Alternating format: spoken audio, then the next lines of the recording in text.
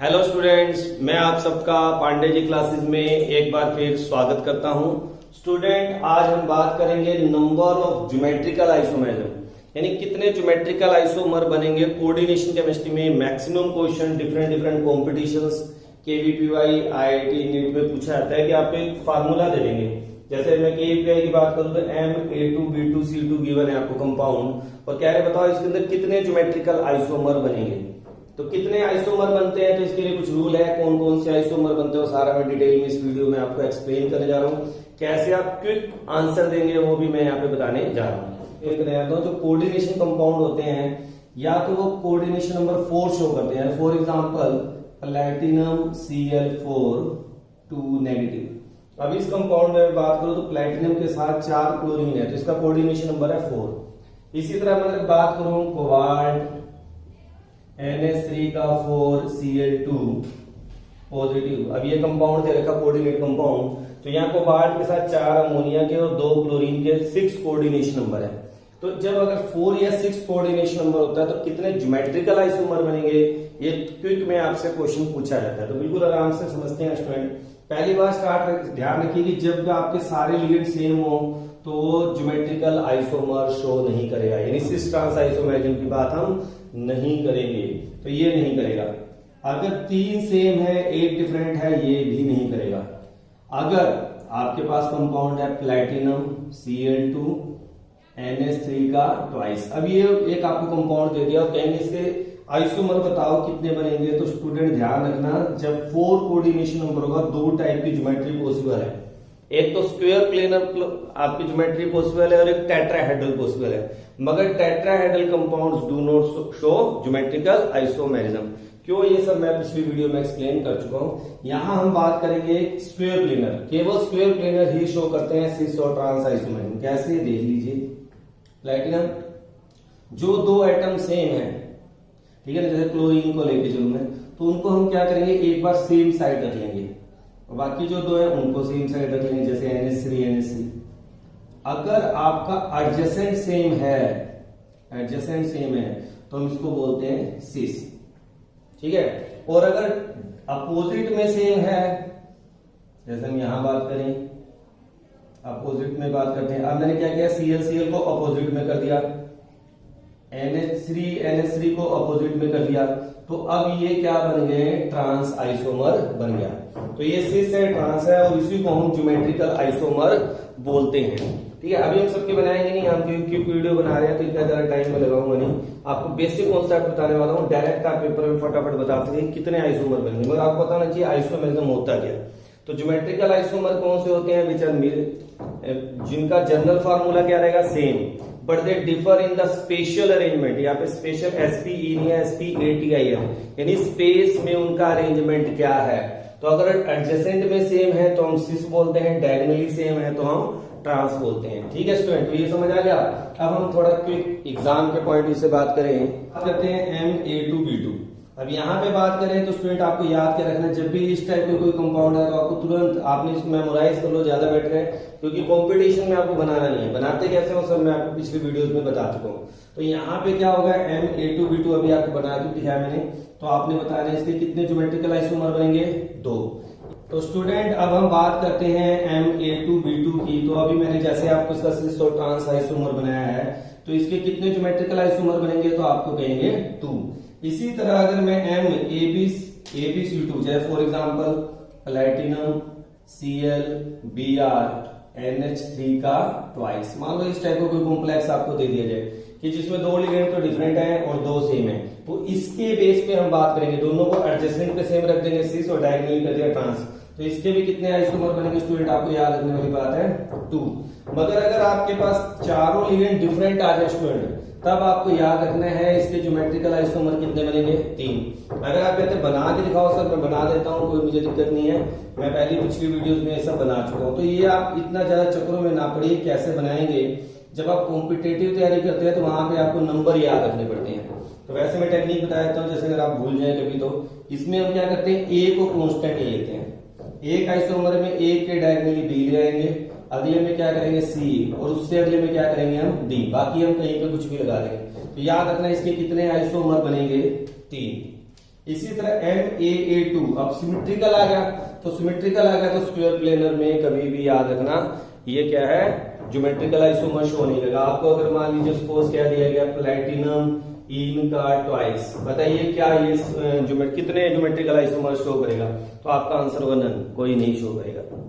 ठीक है, symmetrical by identity ligand में क्या है, दोनों सेम। मगर अगर अनसिमेट्रिकल आ जाए, अनसिमेट्रिकल बाई आइडेंटिटी लिगेंड जैसे ग्लाइसिनेट हो, अब आपको इसका फार्मूला पता है CH2COO नेगेटिव और NH2, एक तो नाइट्रोजन के थ्रू बॉन्डिंग होगी और एक ऑक्सीजन के थ्रू, तो ऐसे को हम AB से रिप्रेजेंट करते हैं। और इथेन 1,2 डाइमीन की बात करें, CH2 NH2 तो यहाँ पे नाइट्रोजन और नाइट्रोजन के थ्रू इसलिए हो रही है, इसलिए इसको सिमेट्रिकल बाई आइडेंटिटी लिगेंड कहते हैं। AA टाइप आ गई तो नहीं करेगा, AB2 टाइप आ गई तो करेगा। कहने का मेरा मतलब क्या है, जैसे कि प्लैटिनम ग्लाइड ट्वाइस, अब ये कंपाउंड आ गया तो ये करेगा, कितने करेगा, वही 2। तो कितने आपको याद करने हैं इसके, ये 2 करेगा, ये 3 करेगा, ये 2 और ये नहीं करेगा। तो इस तरह आपने स्क्वायर प्लेनर के बारे में सीखा। अब हम बात करते हैं ऑक्टाहेड्रल की। पहली बात याद रखिए ऑक्टाहेड्रल अरेंजमेंट होता कैसे स्टूडेंट, ये तो यहाँ पे इसमें 6 पोजीशंस होती हैं, ये आपको ध्यान रखनी पड़ेंगी। ठीक है, जैसे 1 2 3 4 5 और फिर 6। नंबरिंग ध्यान रखना मैं कैसे कर रहा हूँ। एक्चुअल में ऑक्टाहेड्रल में क्या है स्टूडेंट, ये कॉन्सेप्ट है, यहाँ पे एक लिगेंड है, फिर यहाँ फिर यहाँ पे, तो इसलिए कभी नंबरिंग ऐसे नहीं करनी 1 2 3 4 नहीं, पीछे। अब इनमें क्या होता है, 2 पोजीशन है, जैसे इसके ये हो गया, यहाँ ये हो गया, इसके ये हो गया, तो ये पोजीशंस है जिनको हम बात करते हैं। तो इनके बेस पे हम डिस्टिंग्विश करते हैं ऑक्टाहेड्रल के अंदर की ज्योमेट्रिकल आइसोमेरिज्म कितना होगा। जनरली अगर हम बात करें MA6, अगर सारे ही लिगेंड सेम है तो वो शो नहीं करेगा। 5 लिगेंड सेम है, एक डिफरेंट है, ये भी नहीं करेगा। कहने का मेरा मतलब कोबाल्ट इन का 6, तो ये 6 ट्रांस आइसोमेरिज्म शो नहीं करेगा। ऑप्टिकल करेगा वो अलग कॉन्सेप्ट है, वो ज्योमेट्रिकल शो नहीं करेगा। इसी तरह A5B है, नहीं करेगा। मगर MA4B2 आ गया तो ये कितने आइसोमर शो करेगा स्टूडेंट, आपको याद रखने वाली बात है 2। अब ट्रिक सीखिए कैसे हमें पता चलेगा कितने आइसोमर है, तो हम कैसे बनाएंगे, जैसे अगर ये भी लेके चले हम A4B2 था, अब बनाने का तरीका देखिए, चाहे 4 लिगेंड है, 3 हमें पेयर रखने हैं, तीनों बार कर दिया, एक बार 2 4 A है, B एक कॉन्सेप्ट ये बन गया। एक तरीका क्या है बनाने का, AA B, तो हमारे पास ये कॉम्बिनेशन ही बनते हैं, तो कितने आइसोमर बनेंगे, 2। इसी तरह जब हमारा अगले की बात करते हैं MA4BC, तो हमें पास 4 A है, तो पहला कॉन्सेप्ट मैंने क्या किया, 2A AA। अब क्या अगला BC, और क्या कर सकते हैं आपके सर, A 2 बार इकट्ठे लिख लो और C और B को अलग कर दो, BC। तो हमारे पास ये केवल कॉम्बिनेशन ही बनेंगे, तो कितने ज्योमेट्रिकल आइसोमर बन गए, 2। ठीक है, इस तरह आप कर लेंगे, बड़े आराम से आपको पता चल जाएगा कितने आइसोमर। इसी तरह MA3B3 में भी 2 ही ज्योमेट्रिकल आइसोमर बनेंगे। इसमें थोड़ा सा हटके होता है स्टूडेंट MA3B3, इसमें फैक्ट और मर वर्ड का इस्तेमाल किया जाता है, मैं वो भी आपको बता देता हूं। इसमें हम क्या करते हैं, थोड़ा सा सिस्टम इसका हटके है, जैसे M जब 3 लिगेंड आ जाते हैं थोड़ा सा हटके है, A3 आ गया, यहाँ पे हम एक ट्राइंगल बना देंगे।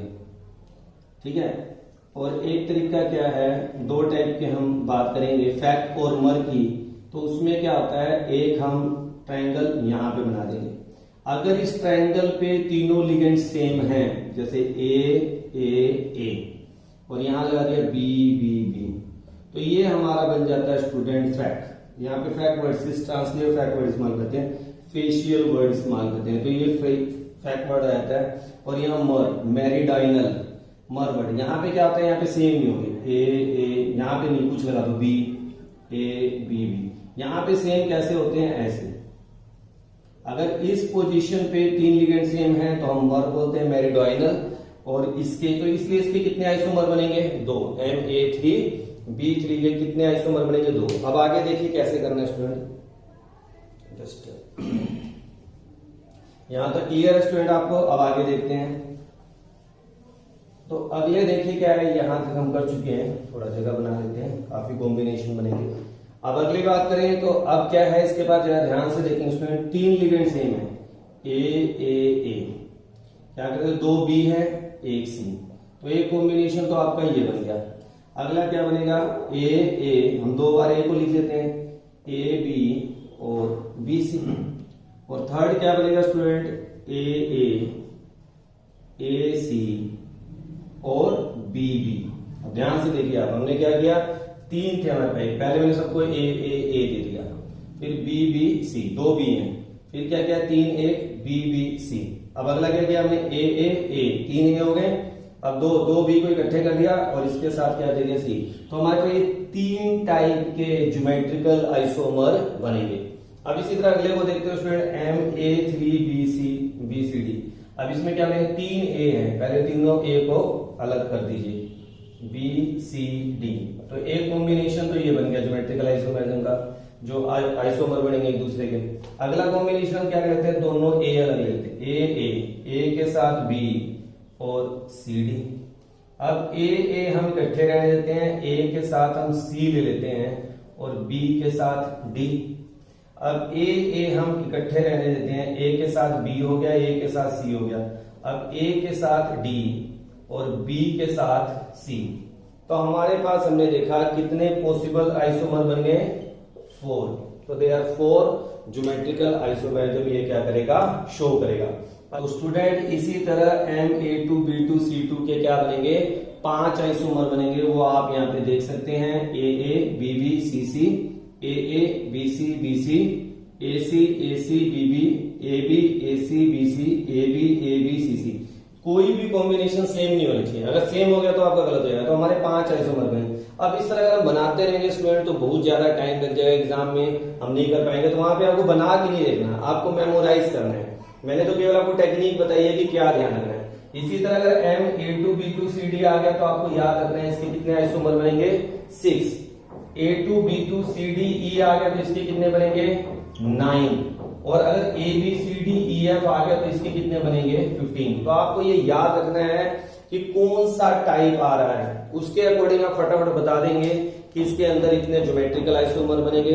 तो स्टूडेंट ये आइसोमर याद कर लीजिए जो डिफरेंट कंपटीशन में आपको पूछे जाते हैं। मुझे उम्मीद है कि आपको ये वीडियो पसंद आई होगी। कहीं पे भी स्टूडेंट आपको अगर दिक्कत लगती है तो आप मुझे कमेंट बॉक्स में मेंशन करें। नेक्स्ट वीडियो में हम जल्दी मिलते हैं। Thank you, have a nice day.